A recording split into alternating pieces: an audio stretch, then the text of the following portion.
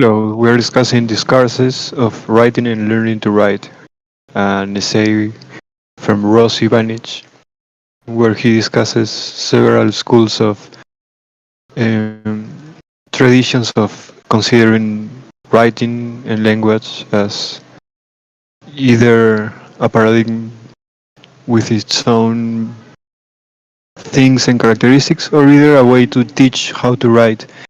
According to this scheme, he discusses the skills discourse, which means that language is a set of relations between symbols and signs and notions and sounds. So it's a really positivistic way of teaching, and this is the most mechanic way of thinking language. Then it's the creativity discourse, which represents the capacity of creativity among the authors and how it can be as an object of pleasure to have a text.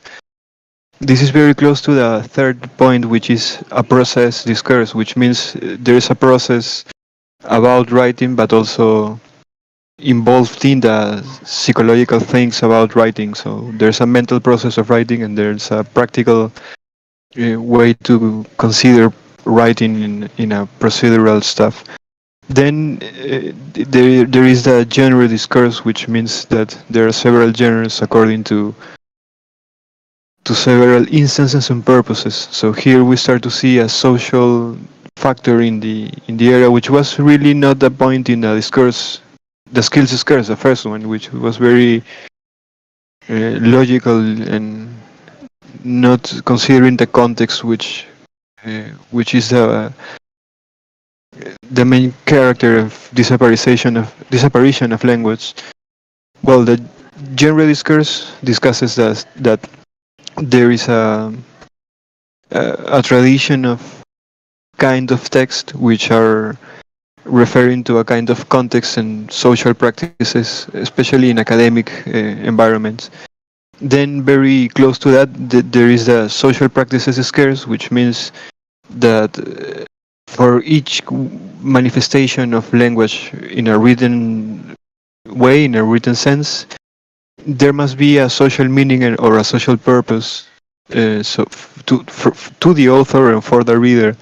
And in the sixth point, this is the culmination of this kind of evolution, but at the same time, chronological distribution of all these themes, because the first one were from the 60s or 50s, the creativity was from the 70s, the process and the general discourses are from the 80s, and the social practices and the socio-political discourse are from the 90s. So this is a um, more recent ones we have here. Now, the thing about the social political discourse involves the critical thinking, the critical aspects of writing, which of course have as a basis the mechanical theaters. But in this sense, the author is also being able to be read or be interpreted as a creator of some kind of genre or for practical discourses or any kind of creation of imagination or whatever. So there's always a social thing that may transform other people thanks to the writing process. Well, he discusses here all of these schools, and we're reading now the conclusions of this article, really interesting article by Ivanic, Ivanic, developing and applying the framework. The 6 discourses of writing and learning to write identified here could be adapted to refer also to reading and learning to read, or to refer to literacy education in which reading and writing are integrated. I decided to focus on writing in this paper for the sake of clarity and brevity, since it requires a lot of additional terminology and complexity to include reading too. However, the translation to include reading is fairly self-evident. For example, the process discourse of writing is paralleled by a process discourse of reading, in which the focus is on processes and strategies such as surveying, identification of questions to guide reading, skimming, scanning, and inference. In my own research, I focus on writing, learning to write, and teaching and assessment of writing, but I believe the underlying discourses I have identified are more broadly applicable to literacy research. There may be also other discourses which are relevant to literacy pedagogy. For example, it may be possible to identify discourses of learning which focus on affective factors which contrast with discourses of learning focusing on cognitive or social factors. This would interact in interesting ways with the discourses I have identified, which derive from views about language. In addition, the framework needs to be extended to take account of beliefs about writing and pedagogic practices in cultural context beyond the Anglophone countries on which it is currently based. Space has not allowed me to give specific examples of how the framework might be used in research, but I'm hoping that readers will envisage a variety of applications in different research contexts. Seeley's works, as described at the beginning of this paper, in my opinion, provides a good example of how discourses can be identified in curricula for language and literacy education. In my own teaching, I have set tasks for a student to identify the discourses in operation in textbooks for the teaching of writing and in the literacy education policy documents, and to identify discourses in the framework which are missing from the data. Researchers supervised by me are finding that the framework provides an analytical tool for coding interview data in which teachers of writing talk about their practice, and for coding observational data which about writing teachers' pedagogic practice. What they are finding is that people they are researching draw heterogeneously on these six discourses in ways which sometimes resolve, sometimes maintain the tensions and contradictions among them.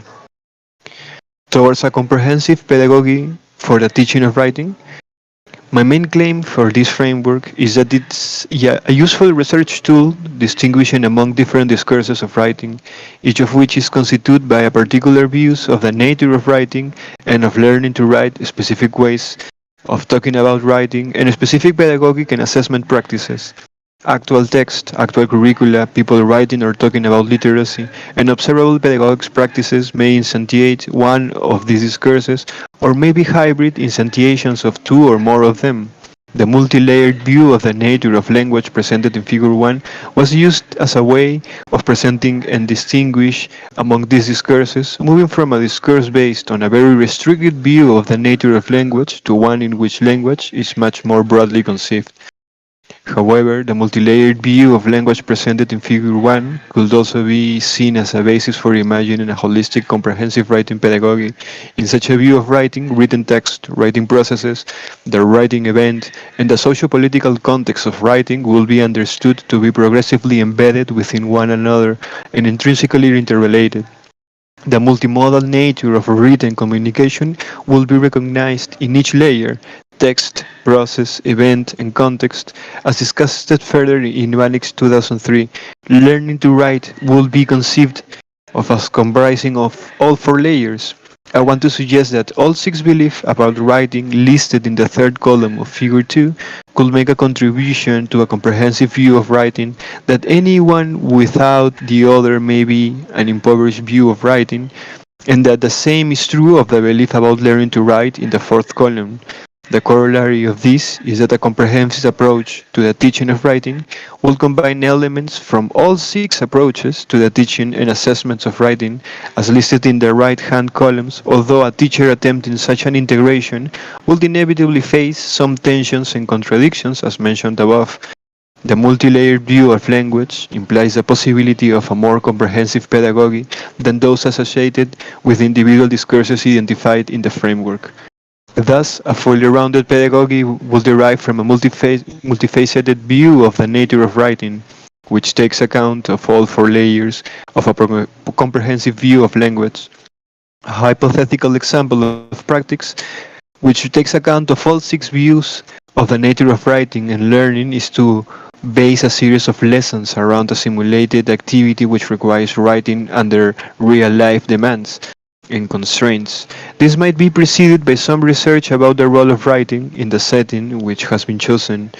It could then be followed by discussions of socio-political factors which might be at work in such a setting of the genres that need to be drawn upon and how they are transformed in the process of the mental and procedural processes of composition which operated for the writing which was undertaken, of the nature of creativity in the writing task, and finally of issues of accuracy and correctness which arose and how they were resolved.